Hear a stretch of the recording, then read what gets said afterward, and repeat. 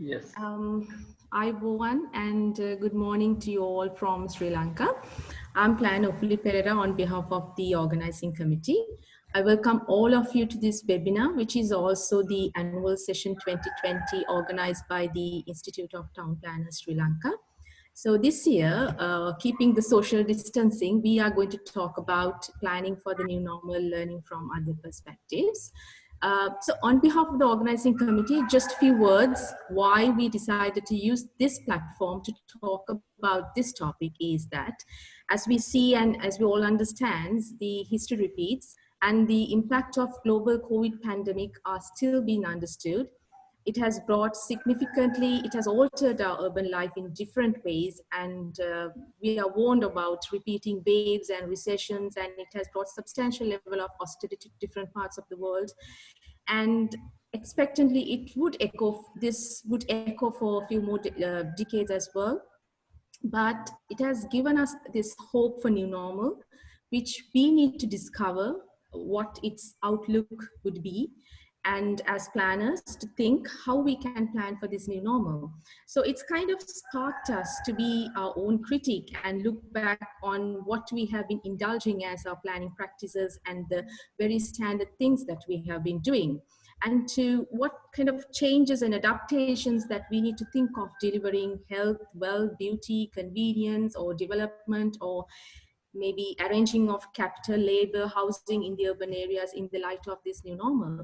So in that spirit, it was important that we share our ideas, not just within our own constructed planning boundaries, but also move outside and bring in different other perspectives and lenses to kind of alleviate this discussion to a more constructive level. So before I introduce the moderator of today's webinar, I just want to quickly go through a bit of housekeeping. Just to be respectful of everyone who is joining this webinar, we would keep all participants' cameras and microphones off until the Q&A session.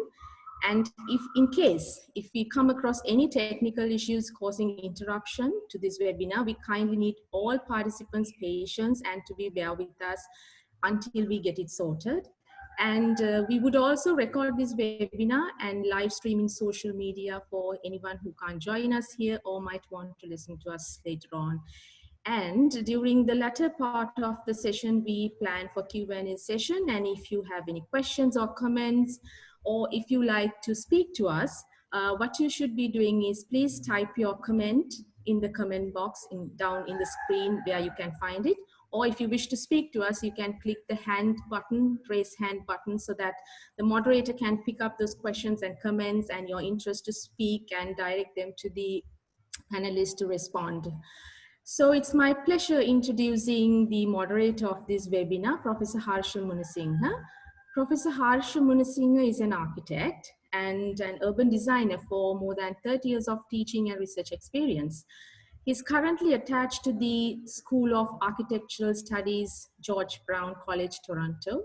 His doctoral dissertation presented to University of Oulu, Finland, investigated the impact of urban conservation on city life. He was a senior research fellow at the Center for Urban and Regional Studies in Helsinki before rejoining the Department of Architecture, University of Morrow, and he was also the head of department in the same, and also director of Faculty of Architecture Research Unit, University of Morrow. And Professor Munasinghe's research involves urban conservation, urban morphology, social implications of design, and design pedagogy. And he has published over 30 referee journal papers and 10 books and chapters. And together with Professor Harsha Munasinghe, we have also invited 3 eminent panelists, which Professor Harsha would introduce to you all. And we all look forward to hear what you have to say about this. So it's over to you, Professor Harsha. Okay, thank you, Puli. Am I clear? Yes. Okay, thank you very much, and good morning to those of you who are joining from Sri Lanka and India. And I want to press actually the importance of this particular topic a little bit, because as we all know that we are right now moving into a so-called new normal. We are not going to have this kind of experience maybe for our lifetime, but still, we got to be ready. We got to learn to live with this. Most of the cities that we are dealing with, we are living in, were actually unplanned cities. We enforced certain urban plans on those cities, and we thought that everything would be, going okay at the end of the day. Just like a Disney movie, everybody lives happily ever after. It doesn't happen. What happens is actually what we have been doing so far is we were as citizens of these cities, we were just drifting from one place to another place. We were talking about sort of unnecessary development. We brought in this terminology called sustainable development, and we found something else, and we find another way of. So like that, we have been actually avoiding things. We have been doing mostly reactionary planning. This is this particular aspect we should not consider as a reactionary plan, but we should move a little bit more from that aspect. Talking about Sri Lanka, somewhere in 1970s, an interesting book was published, and an author called Rhodes Murphy, he wrote a chapter, and Rhodes Murphy told that Sri Lanka is like Colombo and its suburbs since post-colonial, since the post-independence, that actually even like Colombo and the suburbs. We are bringing everything to Colombo, flocking everybody to Colombo. So traffic and so many issues actually. People may be traveling hours in the morning to get to work, to bring children to school, and etc. etc. This particular new normal actually brings us back to this whole issue of sustainability, proper land use patterns, and then of course the value systems, because cities are supposed to be actually representative of socioeconomics. But lately, we forgot that. We forgot that we have to respect the local socio-economic or socio-cultural values. We started respecting somebody else's values. So there we are. Now we can't go to work and etc. etc. Recently, I saw an interesting study they did about the younger generation, actually the so-called millennium, and they say that soon these people who were actually going for carpooling and using public transport and etc. etc. Now they are thinking of buying a car simply because of this pandemic. They don't want to risk their lives by using the public transport or sharing the same cars. So that means we will have more trouble for the planners, isn't it so? So I'm really glad that these three speakers, Professor Mansee Bal Bhargava and Jim Morrow, Professor Jim Morrow, and Anushka Wijesinghe, you all are actually seems to be talking very much into that aspect, like sustainability, walkable cities, walk to work practically, walk to school, those kind of things. We have been talking about it. Nobody took us serious, but now probably pandemic will actually make us do that, think about us. So just saying this, so I don't think anymore living in the city is considered a fashionable issue at all. And then of course pandemic teaches us so many other things. For example, it teaches us that we have other means to do our work. This webinar is one of the best examples. I'm sitting here in North America and you are in South Asia, and we actually connect with each other using technology. So let's use technology. Maybe not everybody has to go to work every day. Maybe not every student has to go to the school every day.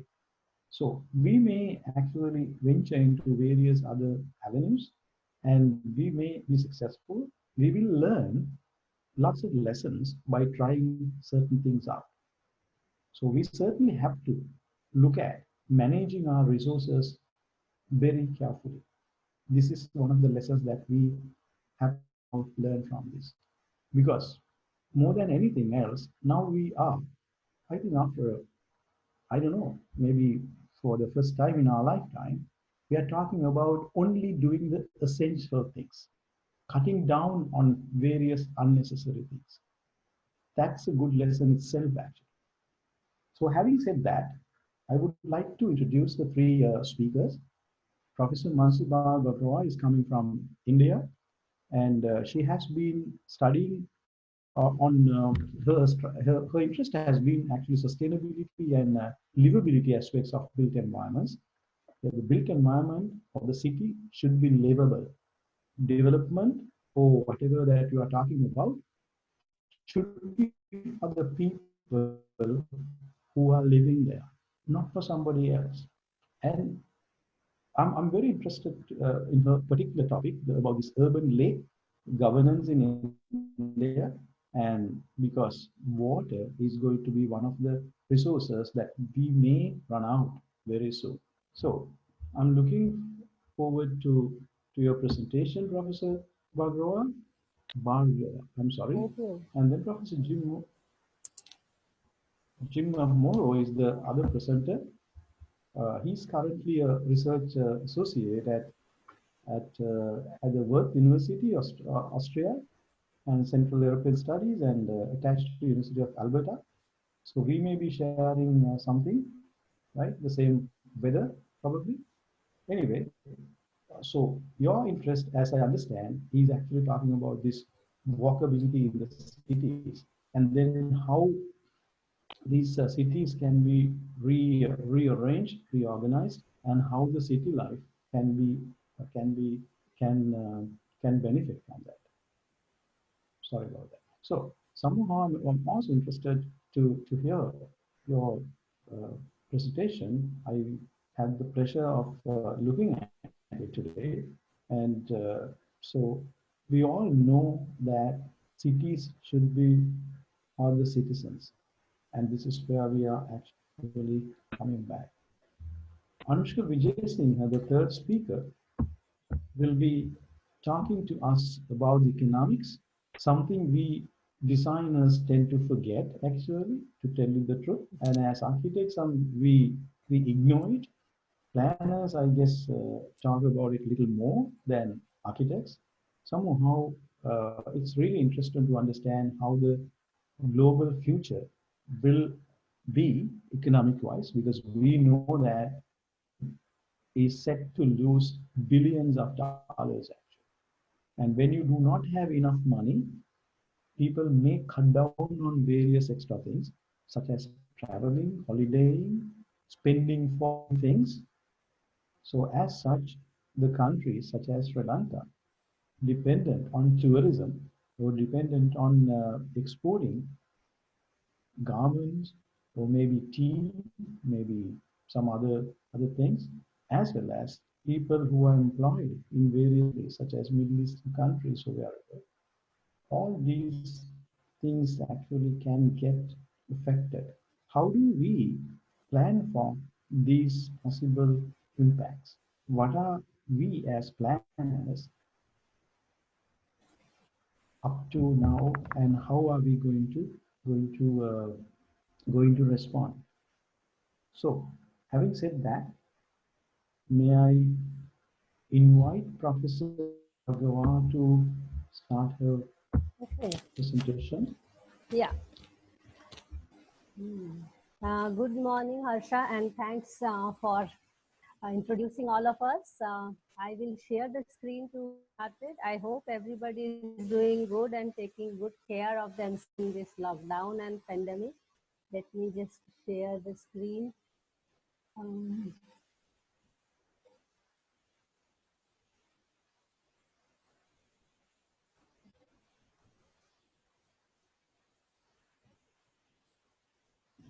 do you see the screen? Do you see the screen, Harsha? Fully? Do you Yes, Yes, see we the can. screen? we do see Okay. the screen. Yeah, thanks. And how can I get rid of this? Lot of admit window is coming on my screen. Uh, can I get rid of them? Okay, it's not there. Because, okay. Um, oh, it's appearing every minute, huh? This admit. Uh, anyway, so I was really surprised as well as happy when I was called for this talk.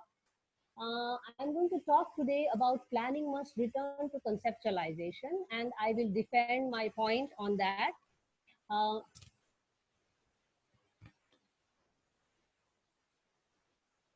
Hopefully, can you help me with why is it not moving? Okay. Uh, yeah. So I will talk about why we need to return to more commonsensical approach to doing planning with 4 points: health, hygiene, happiness, and I've added a point on hunger, and I will talk about it a little bit uh, later. I want to thank, first of all, Institute of Sri Lanka to reach out to me to give this talk. And it was kind of a very sweet memory because 18 months ago, it was my first trip to Sri Lanka on another conference in resource management. So I was really going through all the pictures and trying to recap and see what Sri Lanka has and what it did do to me, because it was a very pleasant experience for me. So thanks to bring me back in my memories to Sri Lanka, apart from really talking about planning today. So before we start, I also want to wish everybody for Eid ul Fitr, which is a very auspicious day for many of us today around the world. And also at a personal level, it's a special day for me. It's first death anniversary of my mother-in-law, a very close friend of mine. It's a very special day actually for me to present this. Um, and this invitation came after I was talking on ITPI India platform, and where I was called again to talk about how will the planning go after COVID and lockdown. So there also I was more inclined to talk about habitat planning than about urban planning, where we can talk about I, me, and you. So one tribute to all the Corona warriors and warriors. We are all locked down at many places around the world. Some places have now actually eased out the lockdown, but we have to see that Corona is one thing and lockdown is another thing. And we are more impacted by lockdown at this moment. The lot which goes to work, and we are trying to be safe, but at the same time we are deeply impacted. For some people, if they are doing retrospection, probably as Harsha rightly said, it's a good time to do that and also realize if I need to really go too far to work or to drive around every day in the city, or or to find something which is a walkable thing. So my neighborhood, my city becomes kind of a catchword, or kinds of should be the new normal for us to look forward to. But the thing is how planning will do it. And also Harsha did talk about that we have had these situations, and even Upuli talked about it, that history repeats.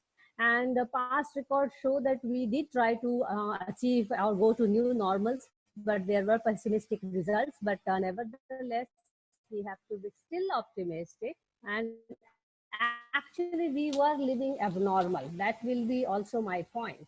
So it is again a chance for us to go back or go forward, um, to become more normal.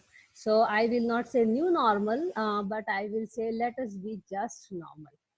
So it is possible, but uncertain unless and until we are willing to unthink or unlearn a lot of things. So a brief background about myself. I have worked on large-scale campus planning and design on industrial, institutional, and residential projects. social projects at my office, which is headed by my husband, Akshay Bhargav. And there I worked for some years. And we also did some social ecological projects, and all this project has an ecological inclination where we really talked about water harvesting, we talk about vegetation management, we talk about biodiversity management. So all these things are part of our architectural intervention. So architecture is at the end for us in that sense, if you see architecture as a built form. Then I did have a little bit of hand on area planning at SEP, and then also city planning, also at SEP with a number of professors. So the learnings which I'm going to share with you have some kind of bearing on them, apart from globe-trotting to learn, get more scholarships from various people, including Nobel laureate Elinor Ostrom. So this is what I'm doing currently since my PhD from Netherlands. So just trying to learn, live and love all the lakes, especially focusing on India.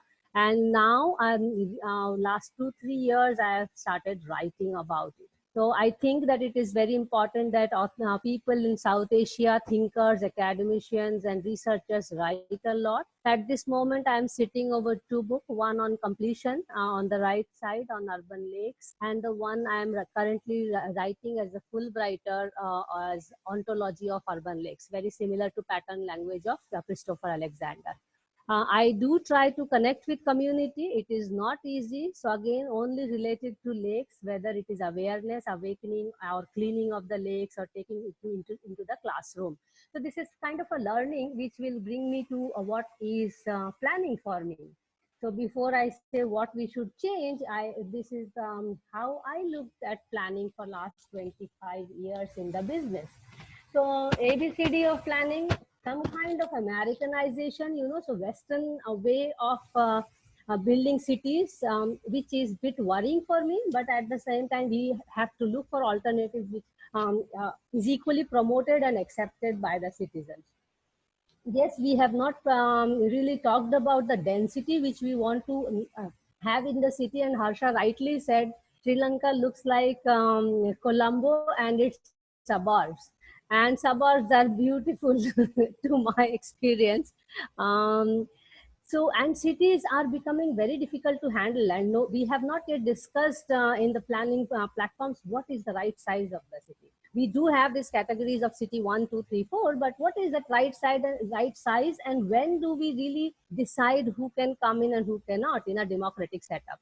Then we have this dilemma of Chandigarh China model, so sustainability, is Chandigarh sustainable, too much green, too much open, drivable and all those, or do we go to the China model which is going skyscraper? And to my shocking surprise, I had no clue.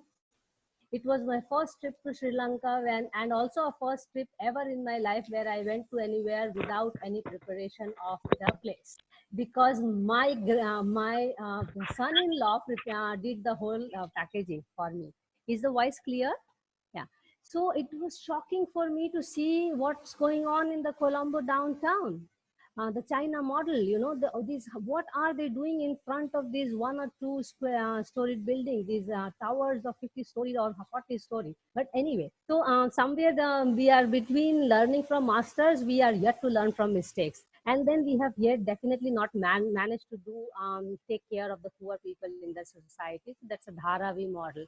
To the XYZ of planning, we have realized now, more importantly in the pandemic, that essentials are definitely housing, healthcare, basic services, and now IT. Non-essentials have become a lot of things which have actually were the focus of planning. So we have to really look at it. Then there are gray areas which feed into planning essentials and non-essentials, which are governance, accountability, democracy, capitalism, and consumerism. So this is kind of sums it up to me what is planning. So if I have to reflect, there is a realization that somewhere we were living abnormal, as I said before, and these events tell us more or endorse that we were not having a good kind of a living style where there is a lot of discrepancy and also differences in class of living, which is manifested through architecture and built form. And whenever these disasters come, As we all are talking at this moment also, I know millions of poor people in India are walking on the streets trying to go back to home. So disasters then expose these kind of fractures in the society. So we need to do that reflection, but at the same time, it is also an opportunity to reform and reselect. And that reform has to happen both individually as well as collectively. Both are equal and both are important, I will say. So we have concerns. If I have to reflect, then I have serious concern. And this is a very strong statement. Please pardon me for that. And I am also victim of that. I will say that planning suffers from poverty of imagination. Somewhere business as usual, or somewhere what's been asked by the politics has been said by the planning. And we have not really talked about it's okay not to feel okay and say no, that should not be done, and to stand for it. I was trying to look at if planning profession has ever gone for a campaign or a mass revolution that this is not acceptable in that city. I could not find it. If anybody finds it, please enlighten me. We have been kind of a submissive to what has been asked to do. That's where we need to dare to dream, and we need to go big, and we need to really think about something which is for us. Another problem which I find time and again in our profession, I say our profession, actually I have planning from Cambridge, but I don't practice independently as a planner. I don't practice either as an urban designer or architect at this moment now. I'm just a human being trying to do a little bit of what I can. There is some kind of a problem in framing the problem. For example, I will give very common issue which planning caters to, that is housing or development. So development, when we talk about, and housing, when we talk about, for housing we often talk about, oh, there are a lot of poor people in the city, we need to do something about them. There has been hardly talking about how people are holding properties in the city. For example, Ahmedabad has nearly, Ahmedabad, Bangalore have highest vacancy rate in the city. So somewhere development is kind of a skewed notion. And again, it is because we are politicizing the science, and planning has been very good in that. I mean, we see a magnanimous amount of reports being produced every year. Then we are also scientizing the politics, so leaders come with an idea and we try to endorse it and help them enforce it. And currently a lot of projects like that are going around in the country. So this is development, and to my surprise, it is kind of a looking futuristic as we teach also. That's also my worry, that we teach students that this is what is futuristic. But I did not expect this in Colombo. I mean, it was just a shocker for me. But nevertheless, I was wondering who are going to use this development. And I will bet on that there will be aliens for this development. The people who are living in front of these buildings are not going to be used to, use the building. So I don't know for whom we are making this. China is famous for ghost towns, so probably Colombo is making a mini ghost town. Investors. So we are not questioning the investor. So that's something which we need to change. I have some problem in the slide movement. Okay. So redevelopment, that's the defense mechanism for development, that we are redeveloping the old and what is really not functioning well. I agree with that. But what kind of redevelopment? Who decides the density? How do you shoot the density from X to Y without really considering the supporting infrastructure? That's a question mark we need to answer. Then there is a lot of this green development fancying, and I was actually laughing at this tower, that why is it green? Is it because of the green? I just asked to myself. And is it because it wants to merge with the nature? Why is it like that? So it is just to really question myself, what is green for us now? But if you look at the skyline of Colombo, this does not suit there. So to me, green is green, but we do misinterpret. So I'm trying to show this how planning education and planning practice really look at these things. So looking for new normal, my take, actually post-pandemic, we may not change, but we have to change. That's the point why we are discussing here. So how do we change? We need to really realize that this is an alarm bell, wear different hats, and do some innovation. Planning needs really innovation and needs dreaming actually. Be irrational. This is for students also. I was told by Jagat yesterday that there are a lot of students who are going to attend. So I hope I managed to motivate them. So please do not shy away from thinking about wild ideas when you are a student. Because if you dream, if you have ideas, there will be people to operationalize those ideas. So here I conceptualize those idea of how planning should go. And it is very humanistic, not superhuman kind of thing. We don't have to build anything or what the Hollywood movies show. So we can simply focus on citizens' health, hygiene, happiness. And I have added hunger because 2 days ago I read a news and it was very moving. I am reading a lot of news about this lockdown and poor people, that a man on the street was eating dog carcasses out of hunger. And that's not acceptable in a society where the society is talking about reaching to 5 trillion economy, and talking about going to moon. And if we cannot feed a farmer who is in the city, there is some problem in our thinking. So solutions we do look in planning for housing, environment, social and physical. This is a conventional way.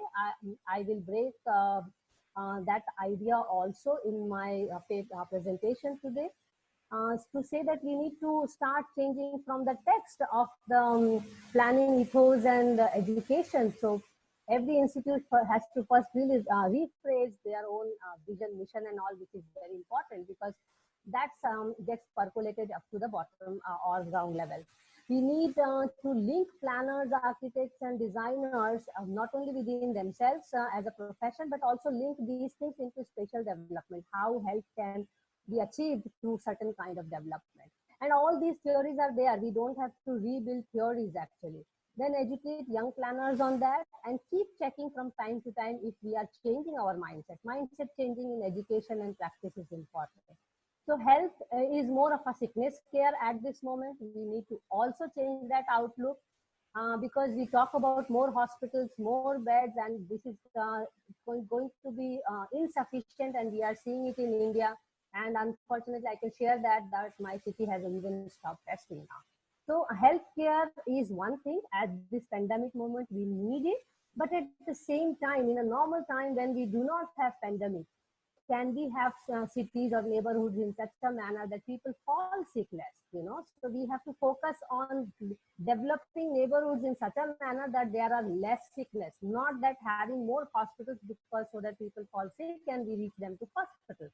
So we have to change that. So when I say affordable herd immunity means inclusive, it should not be an option. It has to take everybody in. So yes, healthcare economy has to increase, but in the real healthcare sense, because at this moment we have sickness care economy. Then hygiene, cleanliness is very core at health, sorry. And we have to tackle development in terms of, I call it development pollution actually, which is inclusive of all the kinds of pollution. And that is where I am slowly moving my presentation to the idea of de-development, which is going to be the future. So we have to go to de-development. We need behavioral changes from our end. We cannot talk about poor people squatting there, and in the cities, they are recycling the materials we think as waste. So they are more sustainably living than we are. So we need to change this NIMBYism and NIMBYism in our approach to planning. Happiness, we believe that they come from all these tangible products, which is true. So housing, employment, good neighborhood, social security, occupation. So livelihood is very important, and a lifestyle. They are good, they are required. But I think there is more required in happiness in the cities. So I usually give an example that I will prefer to live in a smaller house and then have a better neighborhood where I can stroll around than have a big house and have garbage outside my society or my gate. That's something which is going to make me unhappy. So this is very kind of a subjective thing, happiness, and it's very difficult. But yes, having it as an agenda, policy agenda makes a difference. I see that in India, there are two states which have talked about happiness, and I know that there are some countries where happiness is a kind of ministry, and we will talk about it at the end, why they are doing much better than other countries in the pandemic time. So hunger Mansee, as, yes. excuse me. Yes. Mansee, you have 2 minutes, okay?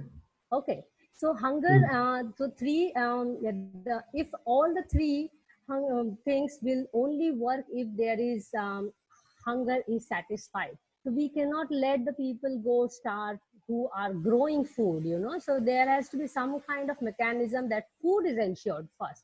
But apart from food, livelihood and dignity is very important.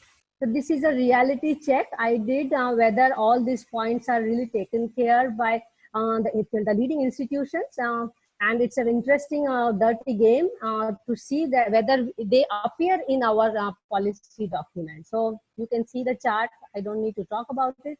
So let's start from there. So we need to check that. Now, if you see difference, I was trying to see where Sri Lanka stands between Bhutan and India, because by scale it is closer to Bhutan, and it's a kind of Sri Lanka has a benefit as compared to India or as compared to Bhutan because of its economies of scale, and we can see that. And to be honest, I was quite happy to see a lot of things which I would expect in my country to be present in Sri Lanka. So this is where we need to change the housing and habitat approach. What is there? My neighborhood, my house has to change. We need to also look at environment in different ways. So build less. Build less is important. Urban farming, fishing, and forestry are important. Then social, physical has to be access to all. I will end with the last slide here. And the core of all lies in government as well as governance. And governance is where we have to talk about. People like us have to stand up and say that we have to change things and we are party to it. We cannot submit to the politicians. I will stop here, Harsha. I think the last slide is a very interesting one, very impressive one, because this shows that our governance is not sustainable at all. We have too many ministries, right? Okay. Having said that, I would like to invite Professor Jim Morrow, to start your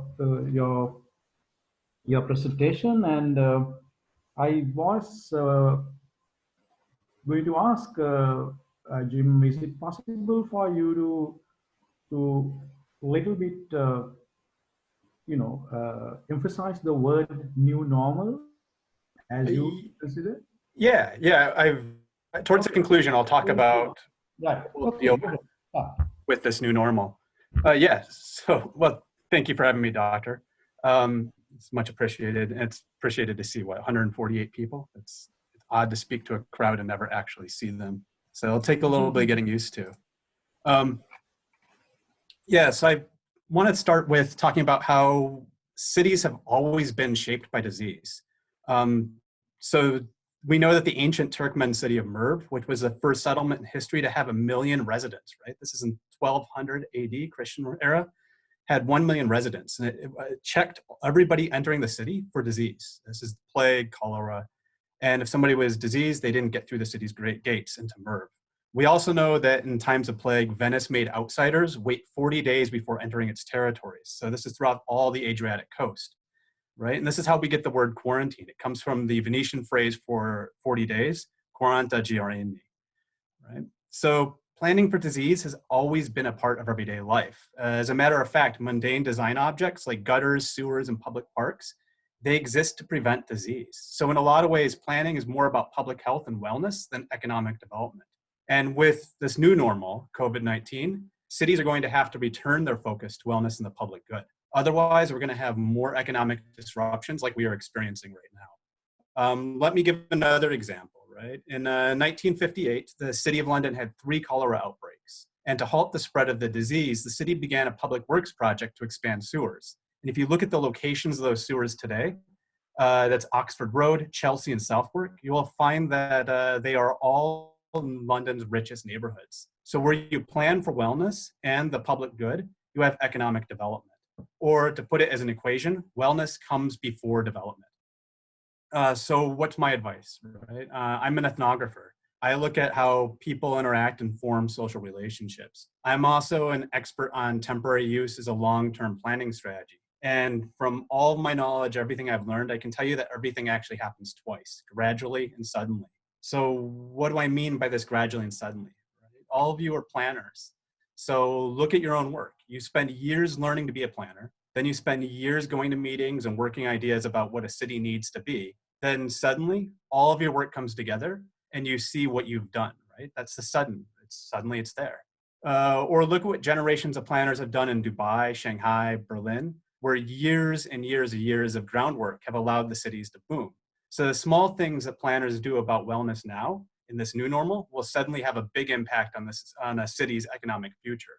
But we also should need to talk about what happens when you have the sudden without the gradual. And look at Ahmedabad in India, right? The city was built suddenly in the past 50 years, and planners were never allowed to gradually design for wellness. So the city does not have the capacity to support its residents. And what has happened since COVID-19? Workers have actually started to leave the city. Yes, the jobs are disappearing because the economy is failing, but the economy is failing because the city cannot manage a viral outbreak. So again, planners need to always design for wellness over development. I will also tell you that based on my work on temporary use, good things happen in places that are cheap, flexible, and central. And these three elements are constants when you have to do something different without building new infrastructure. Cheap is self-explanatory. Money is always going to be saved when rents and other services are low cost. Flexibility allows places to be used for a variety of functions and refit without investing in new infrastructure. And centrality makes it easy for people to come together, right? But this new normal, this COVID-19 era, or when we'll have post-COVID-19, I'm really reconsidering what it means to be central. Without social distance, busy streets, markets, and nightclubs will be vectors for transmission. Therefore, we need to rethink the idea of urban proximity. And the word I think we need to use is local, which is more of a way of, which is my way of actually, of saying that a city has to have multiple centers and more dispersed amenities. Since COVID-19, we know that it's safer if people stay at home. We also know that people do not have to commute to work. Plus, the lockdowns show that people can make do with shopping, leisure, and services close to home. So when cities get back to their ordinary function, it will be easier for planners to make the case that cities can be more local, livable, and socially distanced. So how do we make a city more local? First, we don't need big ideas or new infrastructure. Rather, it can be as simple as finding temporary or meanwhile uses for what we already have. Let's return to what I said a few minutes ago about meanwhile values, such as thrift and flexibility. We start at the local level by gradually making streets more shared, either for pedestrians or even as temporary cafes or places of business. We should also make better use of open spaces, like empty lots as temporary venues that can be used as parks or community kitchens. I think of in India or Turkey where they have tandoori ovens. Plus, we can never let storefronts, factories, or houses sit empty for more than a few months. Otherwise, we're actually wasting spaces and opportunities to get something done immediately. The second thing we need to think of with these new decentered locales, we need to think of them as 15-minute cities. And the measure of wellness will be whether a person has access to everything they need within a 15-minute walk of their front door. Does it take 15 minutes to go to the grocer? Does it take 15 minutes to walk to work? Can the kids get to school in 15 minutes? And do people have 15 minutes to help a neighbor, right? So it's a measure of time. If we're commuting, we can't help our neighbors. We can't relate. I know that there's always going to be exceptions to this, that some people have to transit across cities, but there's no reason that people should have to cross the city or lose hours of their day. Third, the goal of a 15-minute city is to make urban life more livable, right, by reducing pollution and stress. And these are comorbidities, I will always have a hard time at that word, comorbidities that are linked to COVID-19 deaths. Again, as I said at the very beginning of the talk, cities have always been shaped by disease. So there is no reason that the opposite can be true, and diseases can be shaped by cities. More specifically, we can make it harder to transmit and die from diseases by improving the health of our cities. We can do this by emphasizing wellness over development. Finally, I'm sure all of you will want to see what a 15-minute city looks like. And I'm going to say that you should look at cities like Munich or Melbourne. But those cities look nothing like Colombo or Kandy, right? But I will tell you that there are multiple wellness strategies that you can implement in Sri Lanka right now. I think I can give you 3 examples that actually come from my home village in Bavaria, Germany.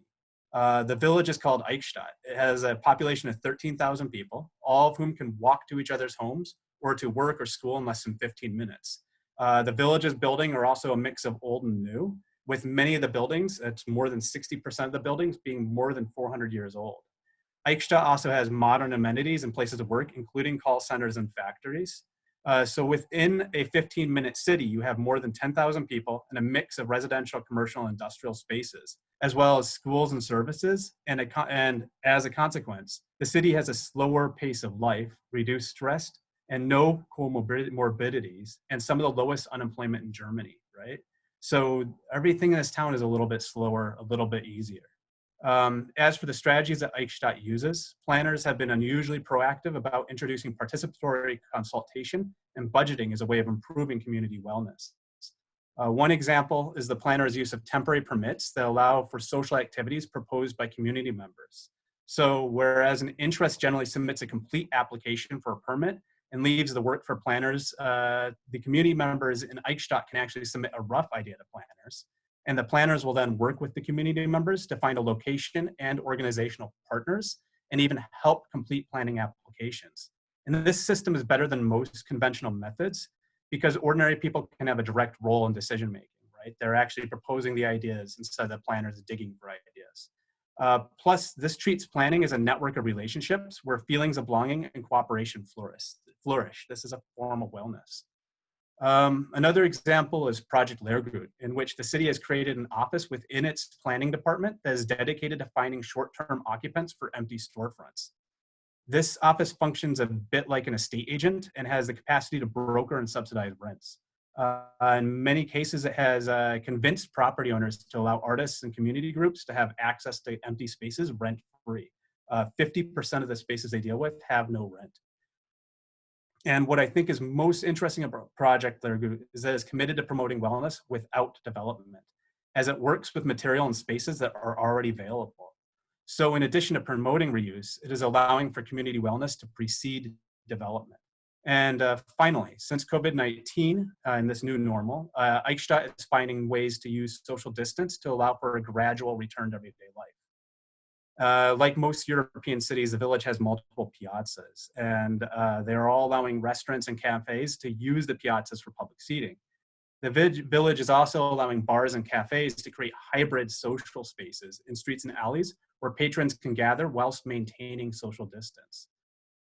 Plus, Eichstatt is allowing the farmers market to expand from 2 days a week to 3. And the space has been spread from one piazza to all of the city streets and into parks and alleyways, which turns the town into a socially distanced public space. So yeah, to wrap it up, what is my point when I give you all these details? COVID-19 has taught me that we need to slow down everything when it comes to building a city. So we need to look a lot less at what a city will suddenly look like when it is built, and we need to truly care about what the gradual work is going to take to make cities healthier and more livable. I also think that we need to focus on what needs to be done to transition between the gradual and sudden. I think we can do this by using buildings, streets, and resources that are already available in every city. And finally, I think we need to focus a lot more on the local. So yeah, I think that we can have meanwhile strategies that are cheap, flexible, and central. But my definition of central now means that work and amenities are local and within 15 minutes of home. Hopefully that makes sense, and I can clear this up as we go along later.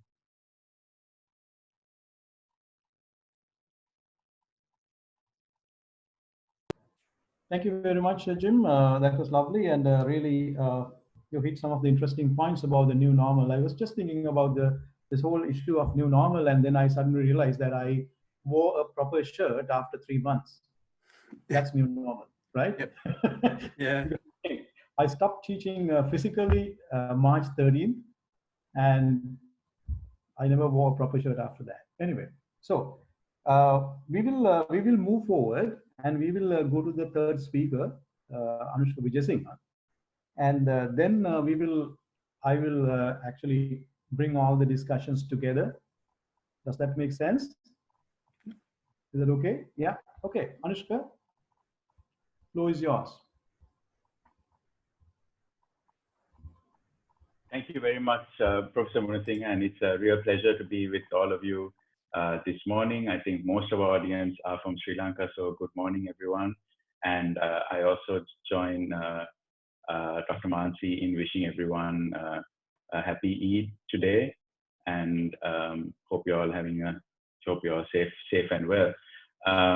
Professor Munasinghe mentioned that, about about him wearing a shirt. I'm so thankful that the organizers didn't impose a dress code on us, because there was this webinar last week where I was told I would need to wear a blazer as that's the dress code, and I simply refused to participate in it. And I guess that's the new norm. But anyway, good morning, everyone, once again. And let me just share my screen and get to our presentation.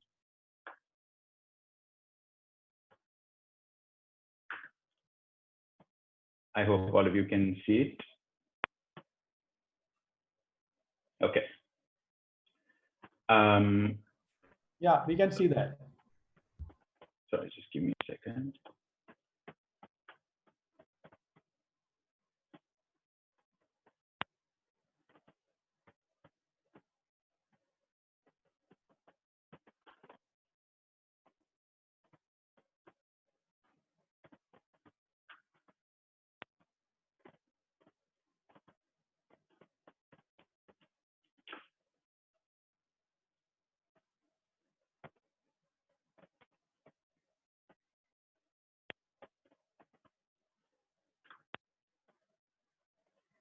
Okay, so I'm coming at this as a bit of an outsider in a sense. So I'm not from the planning practice or from the areas of expertise that many of you might be in.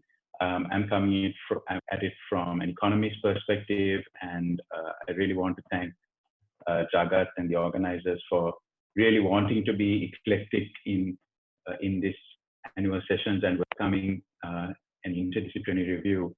I think Jagat has been having an eye on some of the things that I have been interested in for some time, because even though I haven't published any academic research on this particular topic, it's an area that as an economist I've been curious about. So I'm certainly not an expert on it, but it's an area I've been curious about. And I have also been influenced by my interactions with folks who deal with this topic of the city and urban development in different ways. So a very close friend of mine who is an activist on forced evictions and urban inequality issues, then friends of mine who are in the real estate investment sector, and also my role in the private sector in a bank, where particularly things like land and real estate are taken as collateral, and really thinking about the impacts of COVID-19 on investment. Let me just see if the screen share.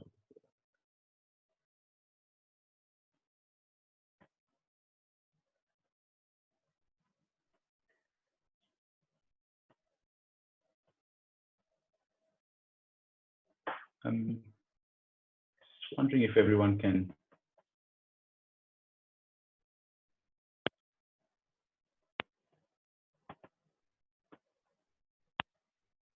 Can everyone see my slides? I feel like you can't at the moment.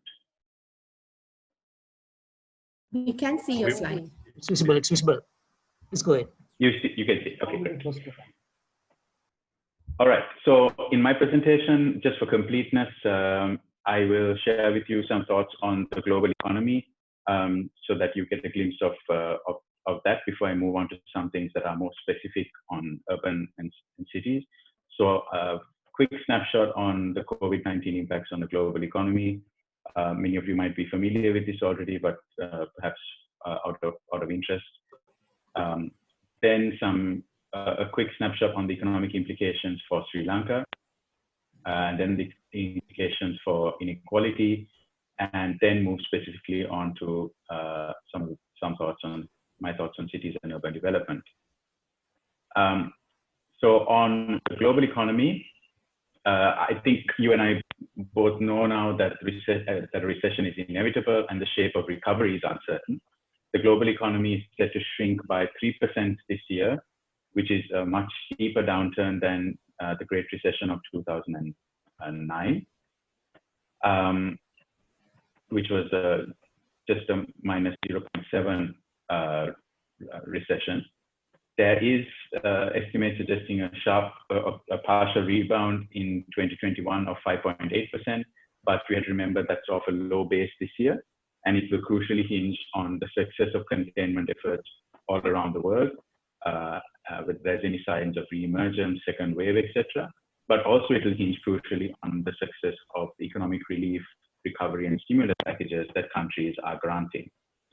Economists love to debate the shape of the recovery. It's an alphabet soup right now. Some are saying it's a V-shaped recovery, a U-shaped, L-shaped, and so on.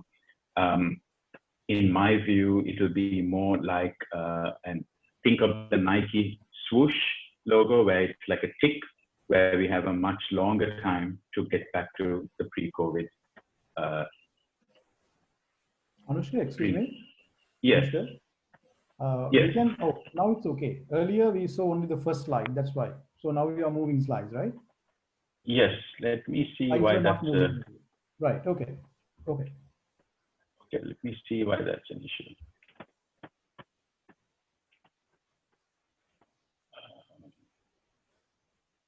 There seems to be a line on here. You can keep this like this and then move slide by one by one. Yeah, that's good enough. We all can see. Let me do that. I apologize if you're having difficulty seeing it. Okay.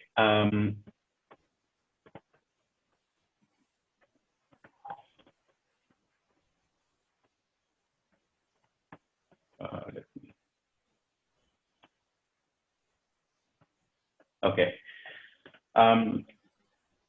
So just to recap again, this is the picture of the global economy where recession is inevitable. I think I showed this to you. So the impacts on trade and on jobs. One of the harshest impacts will be on trade. And you can see that the volume of merchandise trade is expected to be quite sharply affected, falling exports across the world.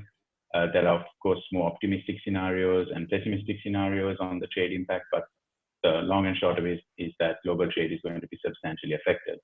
On jobs, substantially high numbers on the estimates of jobs. Some numbers are closer to the estimate on what happened during the global financial crisis.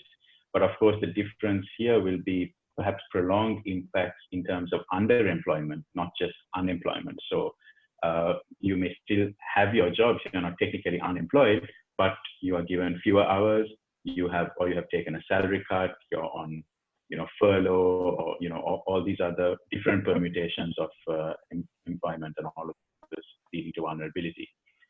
Some folks have asked me, what do we have reference points in terms of SARS or the global financial crisis in terms of the economic fallout of this?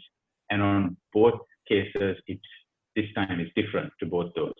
In SARS, SARS struck just a few years after China joined the WTO. China wasn't a systemic part of the global economy. It was just less than 5% of world trade, of world GDP. Now it accounts for over 17% of global GDP. So it's much more systemically important.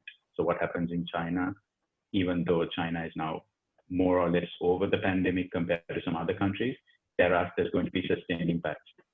Also different to the global financial crisis in terms of the economic fallout, because unlike in that instance where it affected primarily the financial markets and then trickled out over time, this time COVID-19 has affected all sectors and all countries almost at the same time, and it's multiple shocks happening at the same time.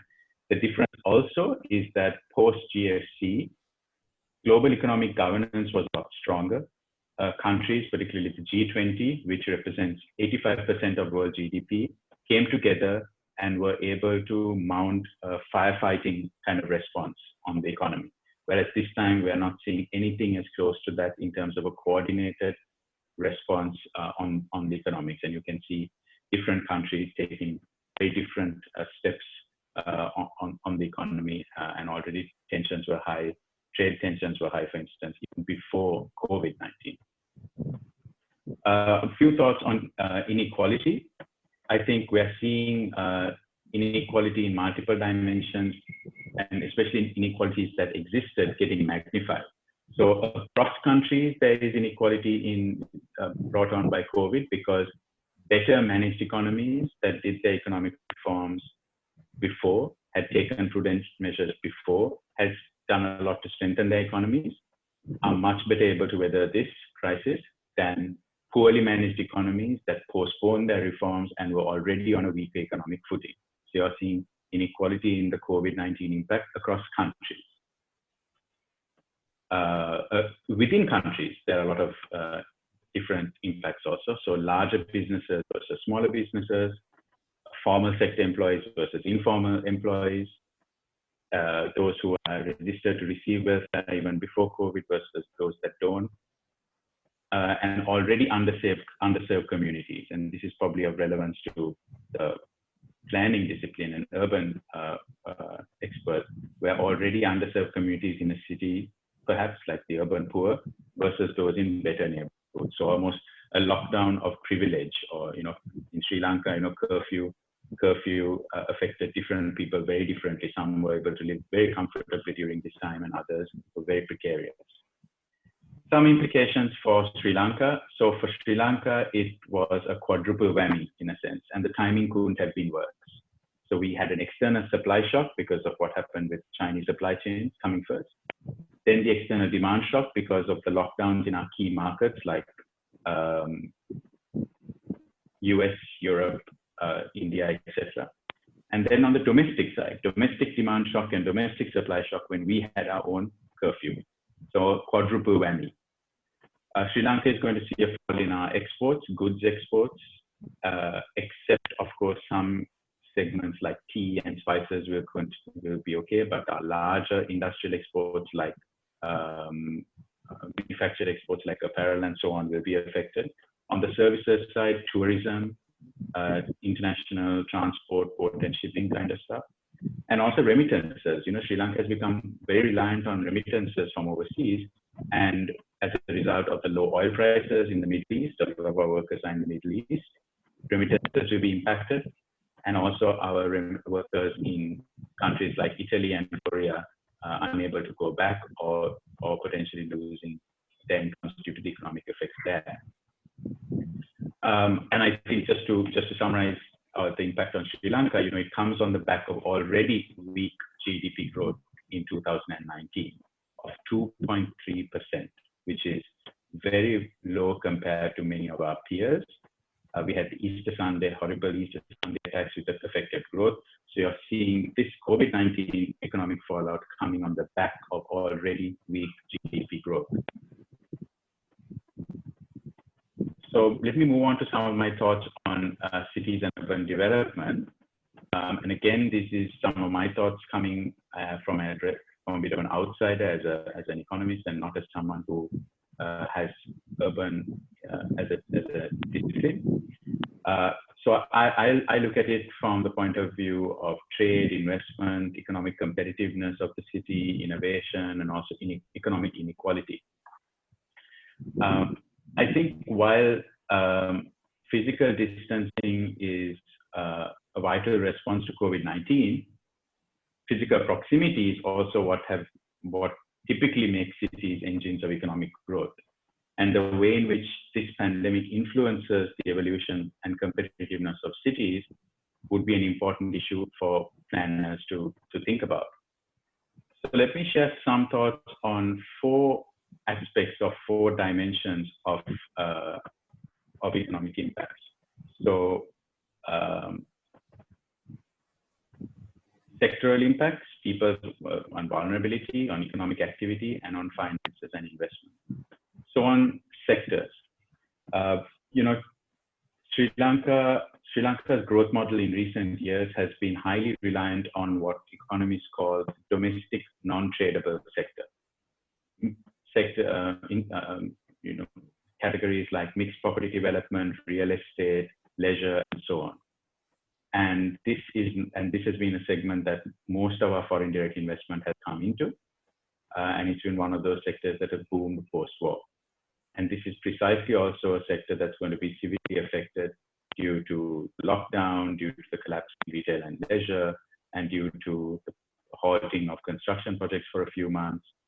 So in terms of sectoral impacts, that's an example of how our economic vulnerability and sector vulnerability comes into play even in a COVID-affected environment. And the second aspect in terms of people, I think we all know, and Dr. Mansee already brought this dimension in about informal workers. I think the impacts are obvious. All of us have been trying to be quite conscious of the impact on informal workers in our cities and urban centers. And in terms of housing issues also, most low-income households live in 1 or 2 rooms, work is largely informal, social safety nets like sick pay or unemployment benefits, medical insurance may not even exist, and social distancing is infeasible, right? And take a look at any of these so-called high-rises that have been built by the government, where folks in underserved settlements some of them were evicted, some of them were given the option to move into these government-built buildings, which have essentially become high-rise slums, and there's no prospect of social distancing there. And even among these certain informal workers in the city, remote work is an illusion, right? Remote work is only an option for a minority of us who can take advantage of that. Another aspect of people's vulnerability is different. It's the pressure on rural job creation, because we've seen in places like India, but also in Sri Lanka, return migration out of the city, out of urban into rural because of the pandemic. Some may not want to return because they're worried that it's the cities that have had the highest number of cases. At least in Sri Lanka, 2 districts are still under a different form of curfew to all other districts. So there may be pressure on the rural economy to generate more jobs to absorb these folks who have returned and don't go back to urban centers. In terms of changing economic activities, in the opening line of a seminal paper by Edward Klesser and others, they state that, and I quote, "The future of the city depends on demand for density." And the authors argue that this demand does not only come from jobs, but people are also attracted to the range of goods, commercial, aesthetic, public goods, etc., and provide. So the question I guess we have to ask ourselves is, will COVID-19 change this? Worries about our health could impact our leisure choices, shopping, cinemas, food courts, and so on. So what does this mean for the type of economic activities that have typically come to dominate a city like, say, Colombo? What does it mean for projects like Shangri-La Mall? What does it mean for entertainment rings like Excel World with its bowling alley? What does it mean for Golf Face Green as an open public space? What does it mean for Vihar Mahadevi Park as an open public space? So I think thinking of how these economic activities would change or not. And there would be differentiated decisions being made by different demographies, right? So because of the age vulnerability of this disease, older people may be less keen to engage in some of these activities for some time. So again, the markets, the micro markets that are there in different parts of our city, different types of economic activities will be influenced. And the fourth aspect of the economic impacts that I want to talk about is on finances and investment. So 2 aspects of it, on public finance and private investment. So on public finance, I think the impact on the exchequer in countries like Sri Lanka and what that means for publicly funded urban improvement programs. Already the fiscal position in Sri Lanka is precarious.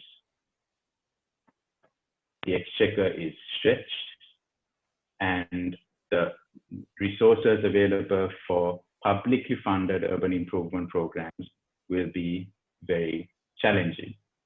So then does it mean, is it prospects for further debt, or looking at more or different types of financing options to meet urban investment needs, like private-public partnerships for public housing and waste management rather than it coming through the national budget.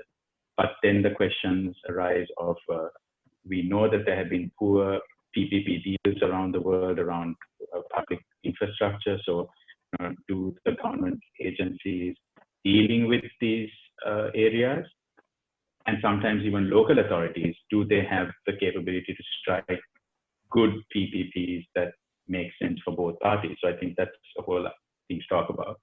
And also the erosion of local authorities' tax base and the impact that has on provision of local services in cities as well as towns outside. So for example, in places that local authorities in Sri Lankan towns that rely largely on tourism activities, and the taxes and fees they collect from that would be hugely impacted. And what does that mean for their own ability to spend on livability in their towns, Pradesh, Sabas, local and other local authorities? So that's the public side. On the private investment side, I think this short to medium term fall in real estate prices and subdued returns to urban real estate projects will be something quite stark. And also this also affects the banking and finance sector, since real estate is a key form of collateral. So I think yes. 2 minutes. Sure. Let me move. Certainly. Let me move on to my final slide, where I put forward some ideas for 5 aspects for rethinking. And the first is rethinking, and this flows from my previous slide. So rethinking vulnerability in cities. I think we need to hugely rethink how we deal with vulnerability and cities. We clearly saw how inequalities in housing, for instance, in Colombo was magnified, Colombo and the Western province, I guess, was magnified during COVID and curfew. Very little to no possibility of social distancing, poor design of housing, public housing projects that have been done recently, sometimes totally unfit for living at the best of times, made worse by the disease outbreak. And we know that in settings like that, these urban communities are disproportionately affected. And I think when I think about rethinking vulnerability in cities, what we have to really focus on is when one part of our city is vulnerable, we are all vulnerable. When one part of the city has poor access to safety, water, sanitation, and hygiene, we are all unsafe. So unlike before, where maybe parts of the city, you can kind of almost ignore and say, okay, you know, that will happen in its own way, and everybody else can get about it on their own. I think a disease outbreak necessarily makes all of us almost equal, and you know, we are vulnerable because of each other's vulnerabilities. So really rethinking this aspect. Also within this, moving on, I think the other is rethinking of the city's design due to sectoral shifts. So 2 examples in that. IT. So one is the focus on large campuses and large IT parks for the IT sector has suddenly been totally flipped on its head. Many companies in Sri Lanka, just like overseas, have realized they can deploy more than 50% permanent work from home even after the pandemic. They've realized how much they can cut down on their real estate footprint. This has big implications for real estate investment, obviously, but big implications for planners too. You know, what does agglomeration really mean anymore? Which sectors will actually need it? I think that's being debated. Similarly, on retail is another sector aspect of it. Retail storefronts. We've seen online shopping through companies like Amazon is booming as high street shops close already. And same is true in Sri Lanka of our local vendors and merchants suddenly coming online. And we are likely to see some permanent shifts beyond the immediate shifts. And this presents a public policy challenge, since high street shops anchor public spaces and have considerable social value. So, you know, what are the implications of all these some sector shifts due to COVID and the impact on the design of cities? The third aspect is rethinking the metrics for competitiveness. So economists have been talking about competitiveness of cities for some time. The World Economic Forum even had a council on this. indices and indicators of competitiveness, I think, will certainly need to be rethought and adjusted, because now necessarily it must include issues of health, ability and responsiveness to disease outbreaks. These were not there in the models of competitiveness of cities. And I think it's essential because that's the key aspect that has come out. I think I found it also very interesting that I believe it's the city of New York or the state of New York has a full-time epidemiologist on its key staff, constantly thinking about how the city needs to, how the city's competitiveness is affected by a potential disease outbreak. Fourth, rethinking the role of innovation in planning. I think innovation in the planning practice cannot be seen in isolation, and part of this innovation will have to be better capabilities for data-driven decision making, right? So knowing the demography, economic activities, occupations, household income and expenditure, and poverty patterns in different parts of the city at a very granular level, so that at any one time you can overlay these with disease vulnerability metrics in order to be prepared in the time of an outbreak, and kind of come up with risk maps and heat maps and so on. So a lot more data. But I really don't want you to think that I'm only thinking of data as the innovation part of it, because I think there's been an overemphasis on this idea of smart cities being all about digital and data. And in my mind, a smart city is a city that has balanced the economics and commercial dynamism of a city with the needs for social, environmental, and individual well-being. It's not just deploying tech all over the city that makes it smart. And finally, I think rethinking investment modalities. So mobilizing private sector investment for urban development will be challenging due to the low returns in the medium term, short to medium term due to COVID. So we'll need to look at new instruments for building up infrastructure, PPPs, as well as for real estate projects, things like real estate investment trusts, REITs. Regulators have shunned this for some time, and I think they really need to look at REITs and the regulatory environment to make things like REITs possible. So I'm going to end there, and I really hope that I gave something thoughts for all of you to think about, and I'm happy to have you push back on any of these ideas or add to these ideas. Thank you very much. Okay, thank you very much, Anushka. And I would love to start from your last slide, our discussion. The first thing that you talked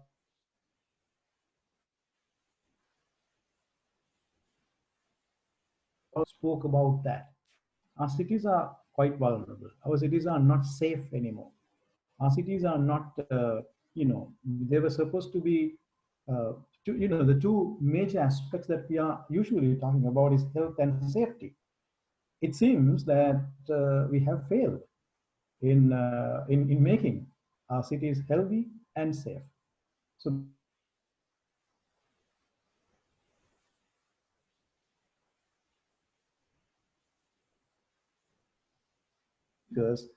spoke very clearly about the same issues as such.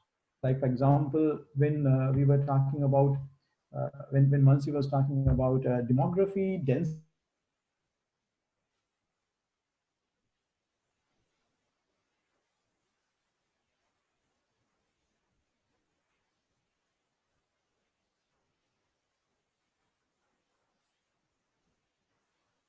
am I back? Yes. Yeah, okay, right. So something went wrong. Okay. So somehow it's really interesting because when we long time ago, almost 100 years ago, when Louis Wirth spoke about urbanism as a way of life, he spoke about the size, he spoke about density, and he spoke about diversity. And diversity is a big word. Density and diversity, actually. I don't know what he really meant by the size, whether it is the population or demography or whatever, but definitely diversity and density are more important than the size, I guess. So as Jim was talking about having centers, not just one center, but several centers. That's a lovely way of actually putting this diversity into a different perspective altogether. So this starting from this vulnerability, by talking about all these things, and especially when I was to Professor Mansee, what came to my mind is River Colorado. That actually the Nile of North America that runs through so many cities, providing water. And at one point, Colorado River did not reach the sea. Yeah. It was dammed at too many places.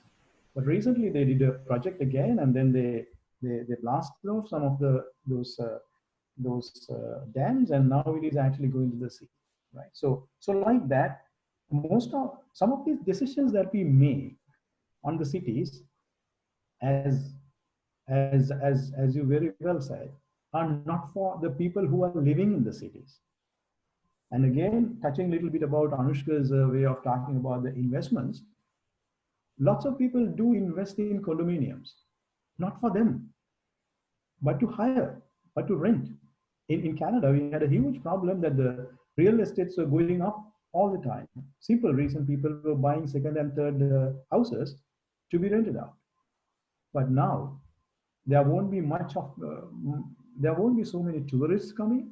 There won't be any possibility of, renting those places that they bought. And then on the other hand, as such, the owners, if they had borrowed money from the banks, might not be able to pay it back.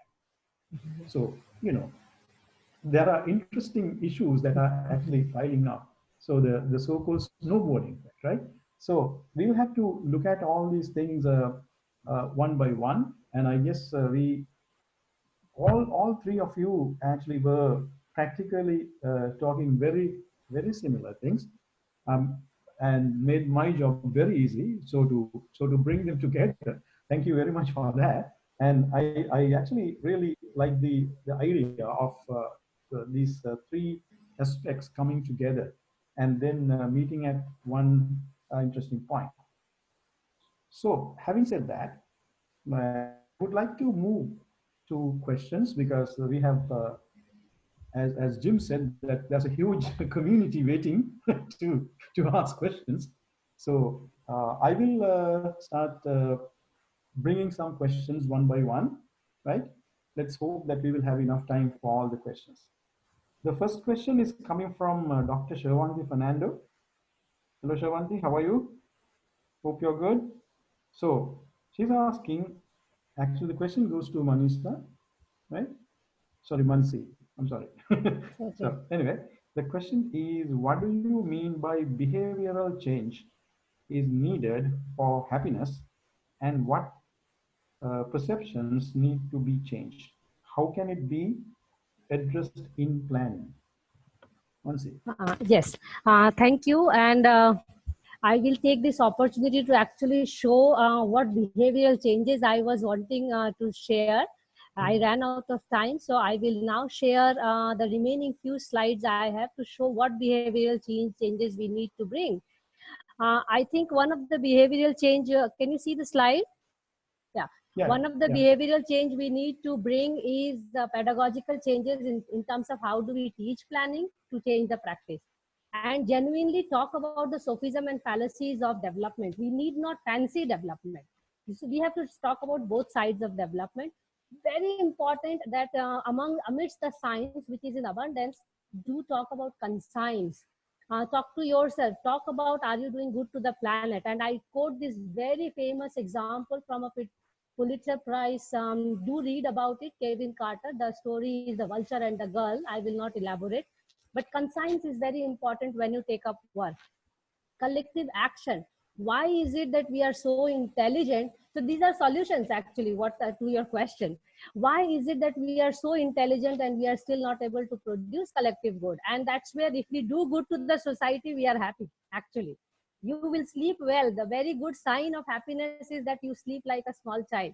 And that's a measurement. And you can do that if you are doing good to the society, all of us for that matter. So collective intelligence is important, but it should not be a chorus. We need to look for polycentricity. We need to see collective ignorance can be dangerous, and many of the democracies around the world are facing this. Planners particularly have to get rid of the prisoner's dilemma. how we need to talk about politics. We need to join politics and get our freedom from development. We need to get freedom from, we are caged in development. We want to build more, build more. No, no, no. Don't do that. We need to bring land reforms. So talk about de-development. A lot of landlocked sites are there. Talk about it, do it. And there is an economy to it. So we have to talk about it. And whistle. Planners are very few planners who are activists. Become activists. It's very much required. Change the form of habitats. Very much required for co-inhabitants. Leave half of the city for green. So we have to change our notion. It's city does not mean housing. Housing does not mean that, as Harsha rightly said, one person, and even Anushka said, one person is having 3-4 times of its property. We need to include some property tax. Then focus on the blue, my favorite subject, but blue requires economy. So we should really defy from the war politics and defense politics and do blue politics, green politics. That is the requirement. And they need our attention, planners' attention, to really change the politician. We need to change the mindset. Teach waterscape in planning. Teach landscape in planning. That's my take for it. Teach biodiversity, love for other animals. We cannot go ahead like this. So all this boils down to actually de-development, in my opinion. And we have to really think whether we are going to turn to villages and turn them into smart city-like villages. We have to be very careful. Do not rush to village, making them for cities. So these are the lessons. SDGs, there are 17 SDGs, but all SDGs are located to the consumption pattern of us. So again, behavioral change, this is where it is required that if we change our way of looking at things and doing things, we change all the SDGs, particularly sustainable and livable cities. Planners really have a big magic wand in their hand with the colors they use. De-development is the way. And how do you do it? Just have women, more leaders in the so equality is required. And that's where I left it for the last slide, actually, for my presentation. All these ladies, by the way, I related it with their countries. Germany has Ministry of Happiness. New Zealand has Ministry of Well-being and Budget. Iceland has Happiness and Well-being. UAE and Bhutan also, but it's not about women leaders, but others as well. So it has to also percolate from the top that we mean well-being and happiness. So it's about, good intent. So I will stop there. It is because gender empowerment, power is very important now. And gender empowerment is equally important. So it's summing up, all the 4H, not only happiness, but how do we achieve all the 4H? Thank you. Right. Thank you very much, Mansee. It's interesting altogether to talk about all these issues. And I missed one point last time when you were talking about the Lotus Tower. That is the Lotus Tower, and that's why that stem is green. My question is not why the stem is green. My question has been all the time, do we need a tower? That's where my question was. Right? So anyway, I would like to invite Rohan Kure to ask a question from Anushka, because Rohan's question is too long. I don't want to read it. I want him to ask from Anushka. Rohan, it's yours.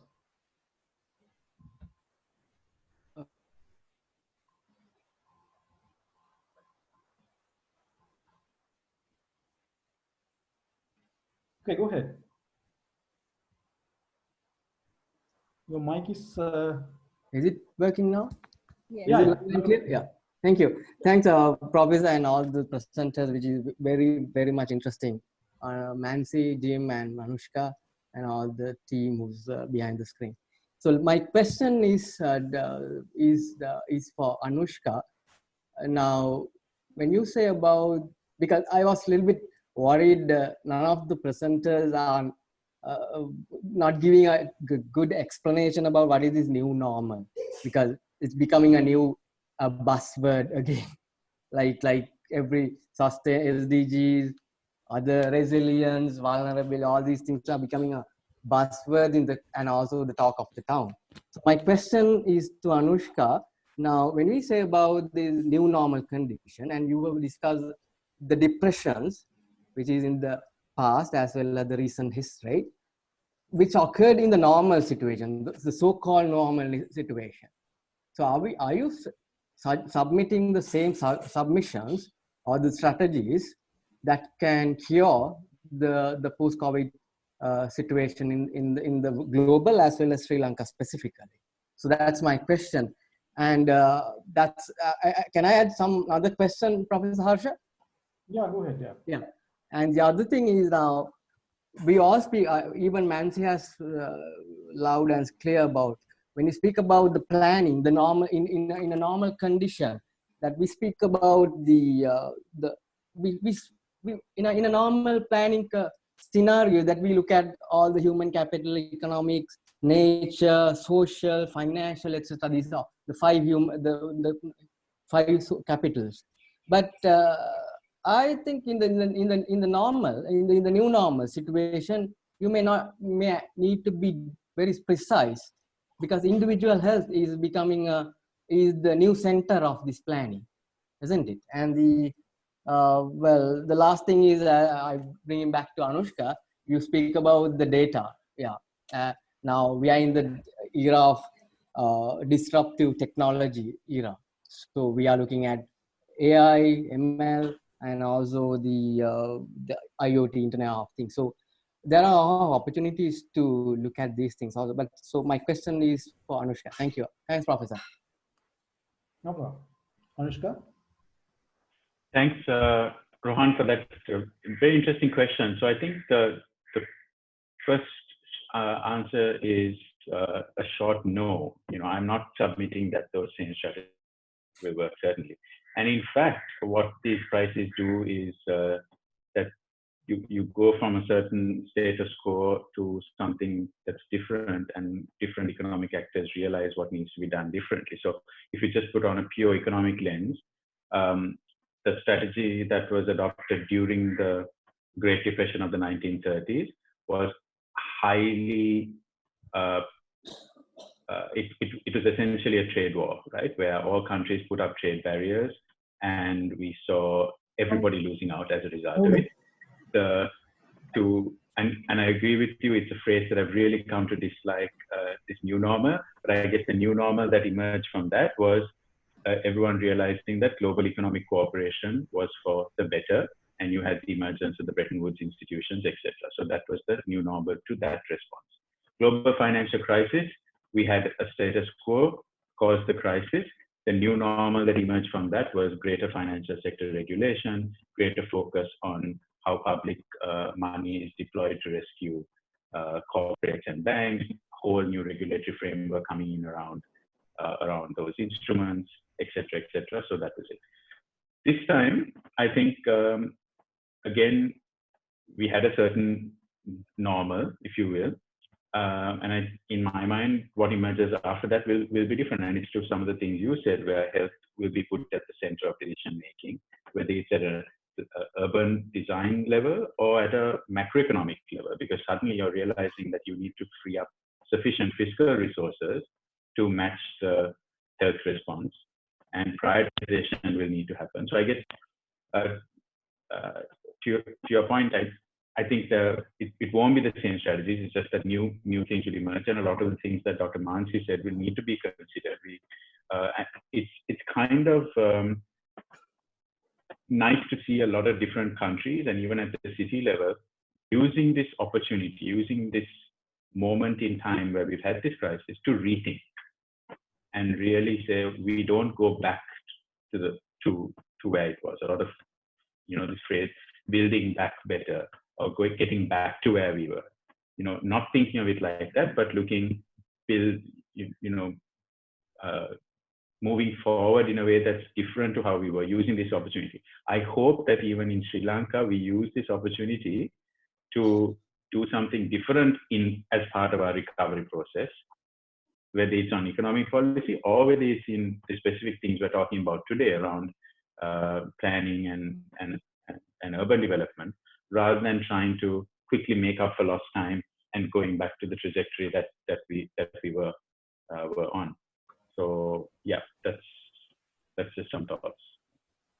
Thank you. Yeah, I think it's very, very interesting, because when you were earlier making a presentation also, I was thinking that we always try to compare this, like we are trying to compare COVID with so many other things. In Sri Lanka, we try to compare this with tsunami. We try to compare with the war and various kinds of things. We could not understand actually the inherent qualities within what are the real problems in it. Actually, we never try to understand that, but we were just trying to find answers without understanding the problem. This has been most of the issues in terms of planning, in terms of many other issues. Rather than looking at the problem, we find a solution. Right? That's why I call that we are very much into what I think, Mansee, you had that particular word in your slide somewhere. Development is overrated, you said.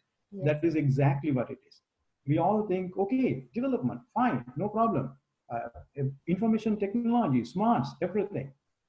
I mean, I'm teaching pretty young kids, right? So, and when they are talking about all these smartphones and everything, I always tell them, guys, look, when we were young, we were smart, so we did not need smartphones, right? So, I mean, anyway, coming back again, Anushka, there is another question for you, right? So the question, it doesn't say who is asking the question, but question is, what's the impact of COVID-19 on employability in developing countries like in or Sri Lanka or something like that? If I would like to add a little bit, what's the impact on employability, and is there something planners could do about it? I think you touched that. I want you to re-emphasize that a little. Anushka. Thanks for that question, Sheeta. I mean, it's a big one that, it's big even in the context of this discussion, but certainly even in the context of the larger economic discourse, it's a big one. So let's take a stab at it. So there's a larger issue of what will happen with employment, employability, underemployment as a result of COVID-19 for countries like ours. But to try and bring it in the frame of today's conversation about planning and urban development, I think the big implication and impact will be how we see the informal sector, both from an economic justice point of view, which is a larger conversation, but specifically from the point of view of who is the city for? How designing of public services, open spaces, public housing for who? And I think if we don't begin to solve that differently, it's going to affect employability or employment across our cities and urban centers, because it's going to go to the heart of that question of economic competitiveness of our cities and vulnerability, because we will have pockets that are underserved from public services, water, sanitation, health aspects, which makes the rest of the city vulnerable, which then makes us more vulnerable as a whole to, let's say, disease outbreaks, and then in turn affects employability prospects for everyone. So that's one. The other is in terms of employment and employability, moving in a different segment, not the informal workers and those who are working manual labor and so on, but also even more elite professions in the services sector. COVID-19 impacts will, there'll be a whole segment of folks who wonder, hey, this work from home has been great. My company is trying to take a policy decision to make part of us permanently work from home. Do I even need to live in the city? I have been longing for a nicer environment to live in. You have connectivity to outside centers. I know personally, myself and some friends of ours, we've really been thinking about where, do we want to, where would we like to live?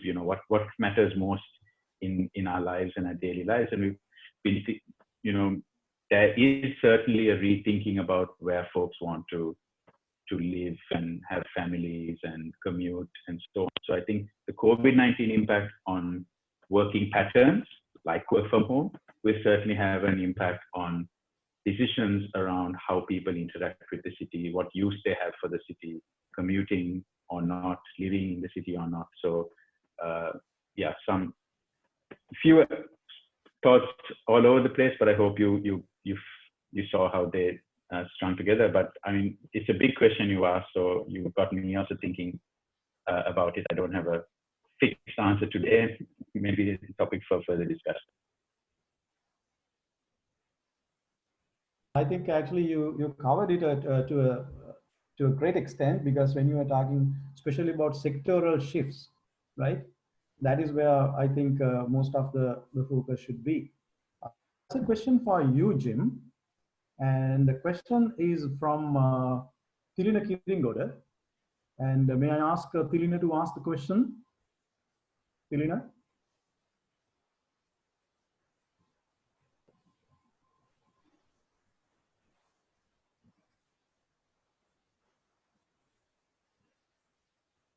Tilina, are you there?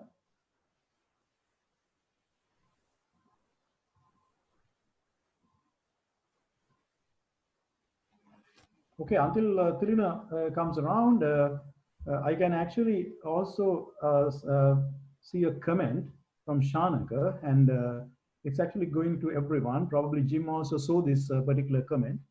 COVID-19 re-emphasized the danger of over-dependency on a primate city of Colombo. As I said, Colombo and suburbs, we are Sri Lanka, right? So, and so how about, you know, how do we move forward now? You actually said about having several centers rather than one center, you know, Jim. Yeah, well, I think that that's the key to moving forward, is that a lot of cities around the world, so like I live in Edmonton right now. Edmonton focused on building a train system that is going to get everybody into the city center. I used to live in Nottingham, United Kingdom, same thing. The train system went to the city center. Edmonton is actually reversing the system, and they're now trying to build multiple city centers. When the idea was proposed by the master of the city plan, she had a hard time arguing for that. People were, it's going to cost too much. And her argument is that you look at the most successful cities around the world, the cities that grew the best, they were always a collection of villages, right? So I was raised partly in Dublin. Dublin is a collection of 17 different villages that were connected by a green belt. London is a connection of 30 different councils that have eventually grown into the megapolis of London. So it's not impossible for us to have these multiple city centers, for us to have these 15-minute cities. Paris is the same thing. Berlin's 5 different cities that have grown into one. It's actually oddly in the developing world. I know Colombo is actually very different, and Colombo is really the only Sri Lankan city I know well, in that it actually does have many cities and that, or villages around it that have grown into one Colombo. But in the developing world, it was the growth of the megacity in the 1970s and 80s, and then they really boomed. So I talked about Ahmedabad, where Mansee is, and that city just boomed in the 90s, right? I mean, it went from 500,000 people in 1960 to 5.5 million in, you know, and now I think it's actually decreasing in size. And these are these cities that are not planned. And so oddly, the cities that started as villages like Colombo are slightly better planned. It was actually just the development, as the Americans would have called it in the 1970s, that changed everything in the way that we look at these cities. Maybe you can speak to that better than I can, Mansee. Yeah, that's a very interesting question. Thanks. I would like to answer if Harsha, do we have time? Yeah, sure, go ahead. Yeah. Yes, I think decentralization is the answer. If I start again with Ahmedabad, Ahmedabad has actually more than 100 villages within.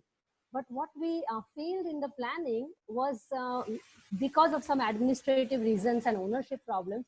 When we did the city planning, we left those villages. And even till today, now the younger generation is actually calling those villages as slums, because their infrastructure was completely left out and rest of the city was planned and grown, and you know, water supply, drainage, everything was done for the other part of the cities.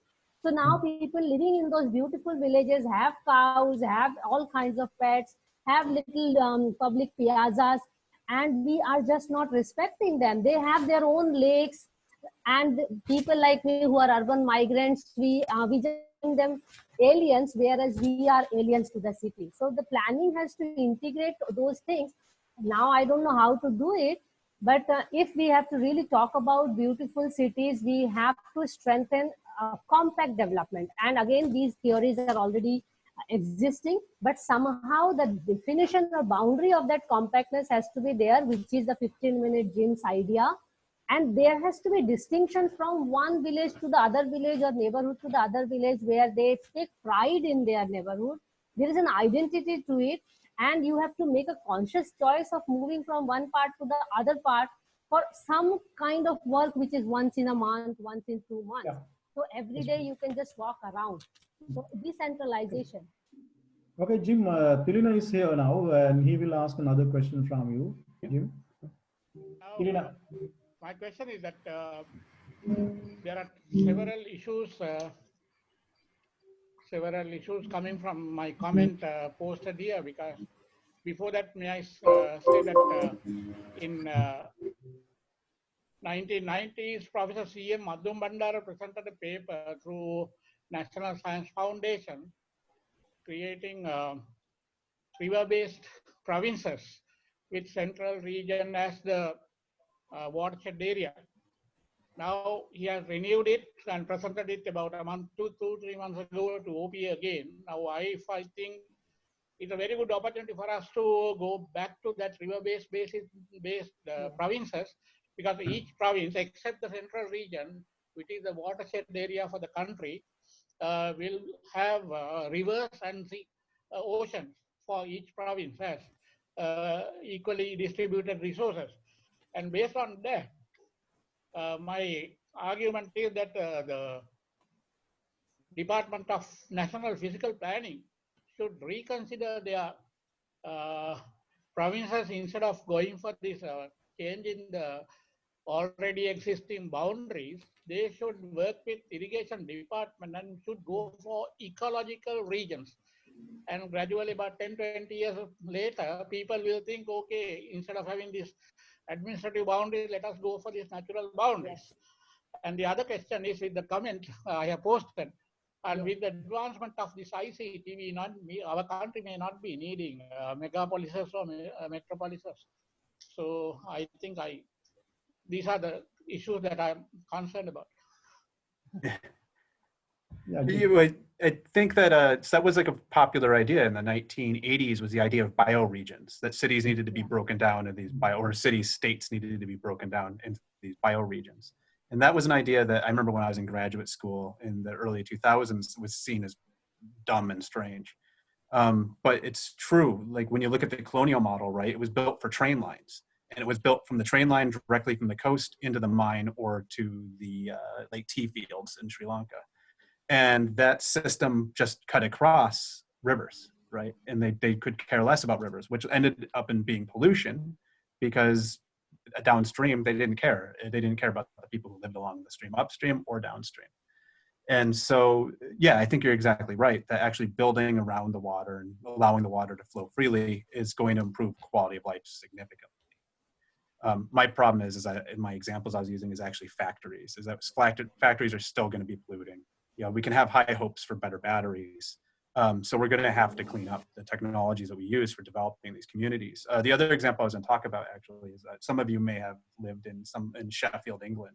Sheffield, England was quite unique because it had, instead of horizontal integration or vertical integration of its companies, they were actually horizontally integrated. So you would have a house next to a factory, next to a community center, next to a grocery store. And this model existed until the 1930s in Sheffield.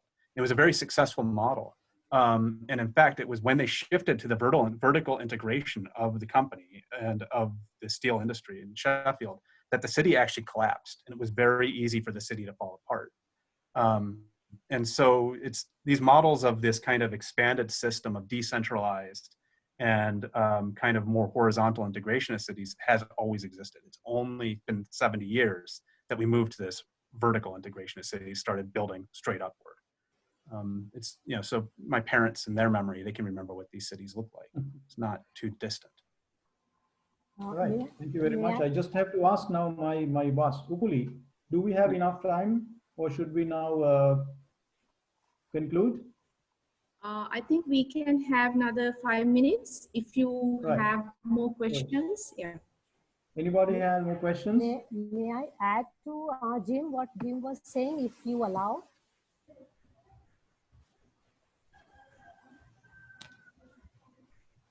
You have a question for Jim? I want to add to what Jim was saying about this horizontal and vertical integration, and which is where planning actually deviated. The moment we started talking about large infrastructure, and large is bold and required, so industries went out of the city, and that's where we lost this very idea of the small industrial townships, which were very kind of a small cluster by themselves, which was economically sustainable and socially livable.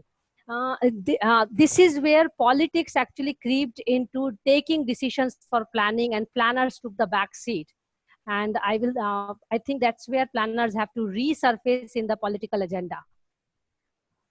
Yeah. Yeah, I think actually planners usually are the, you know, the starters anyway. They will have to start everything. And we have been having, I think, a very interesting discussion, and I'm kind of seeing all these group chats, and these are pretty interesting comments coming up. Unfortunately, we are running out of time, I guess.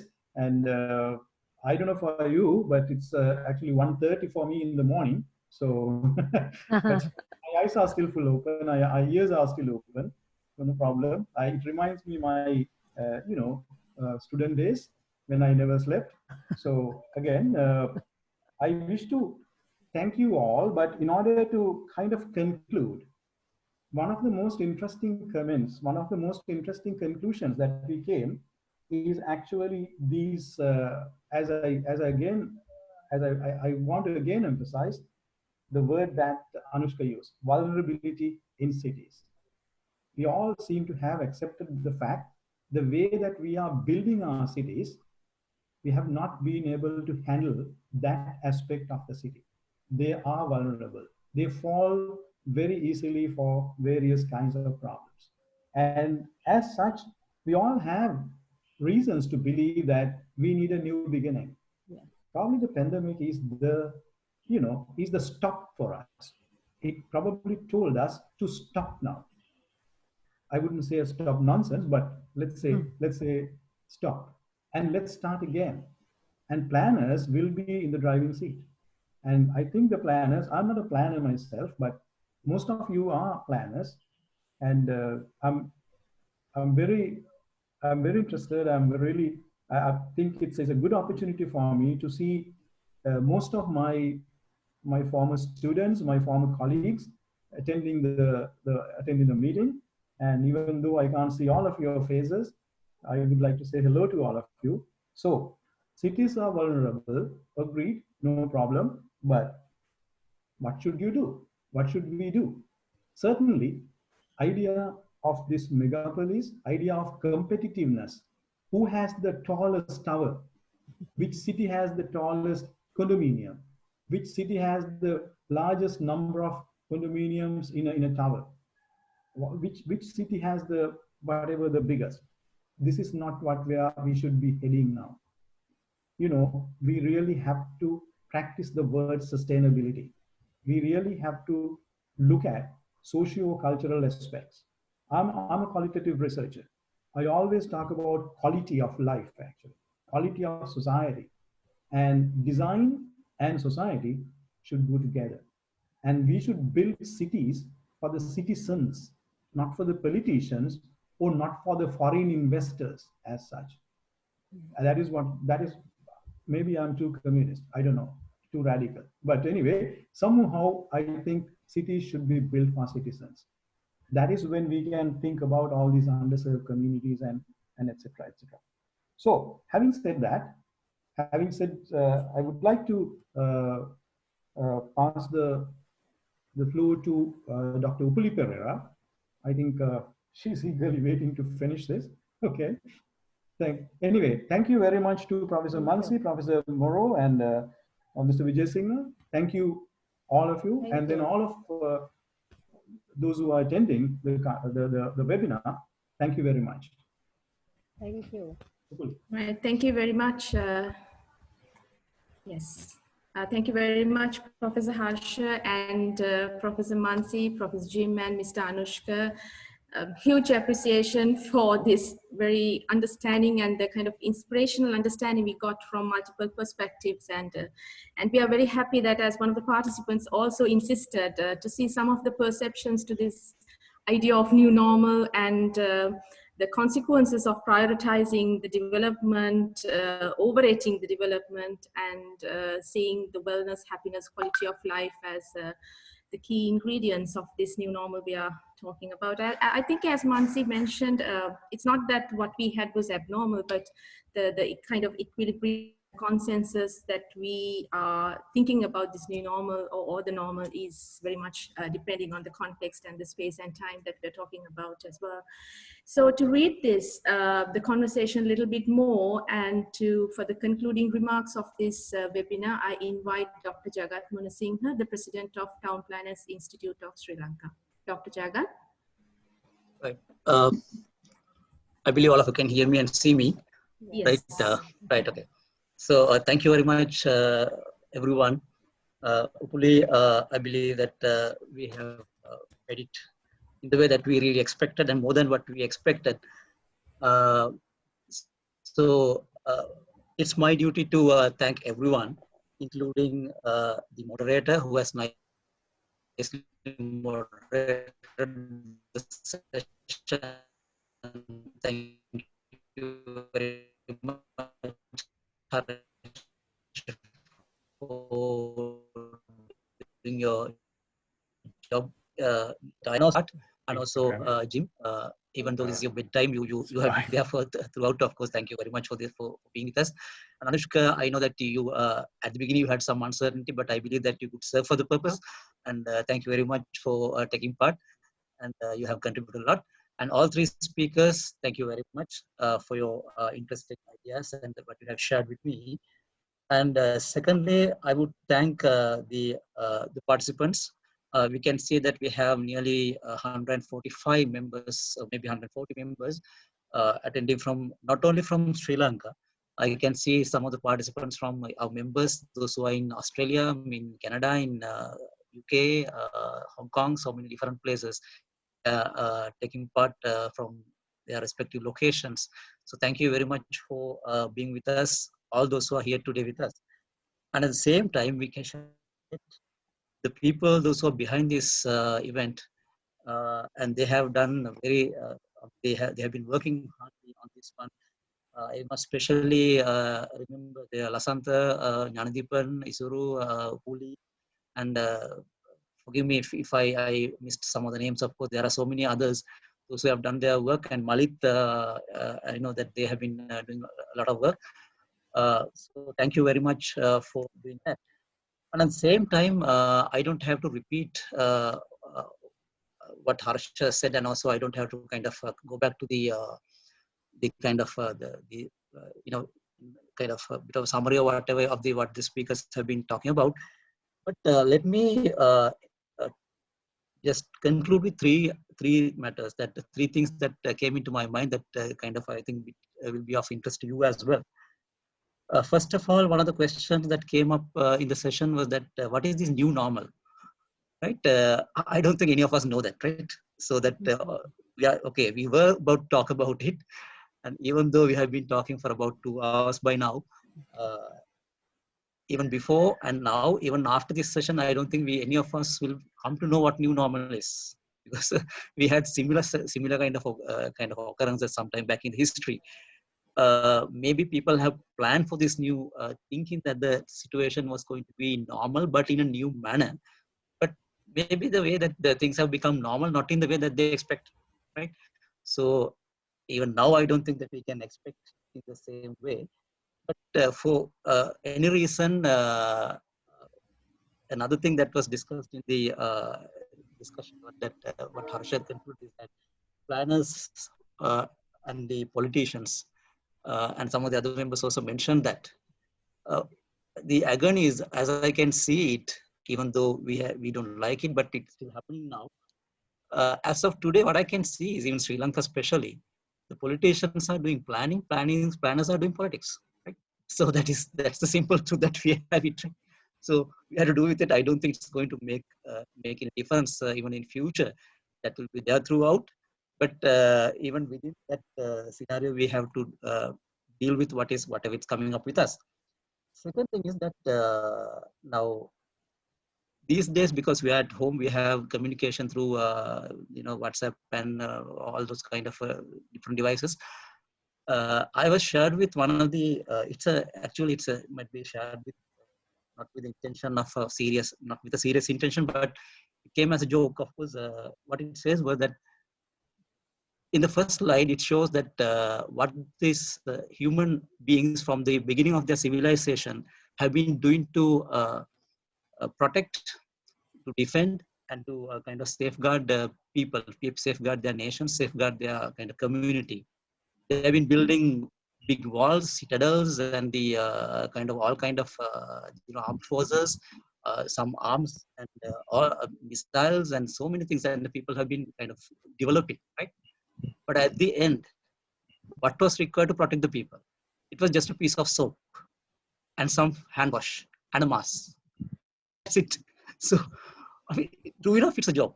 But doesn't it show something that there's something terribly wrong with what we have been doing, and there's something that we have to do, and we have to do something that is the rethink that is serious. That in fact, this Mansee mentioned this word unthink. Right? Are we thinking in the right direction? So do we really need all these big things and big investment and big kind of things to safeguard our community, safeguard our nation, safeguard our countries? Right? Piece of soap, maybe something simpler than that, right? So think about it. This is something that really kind of opens our mind.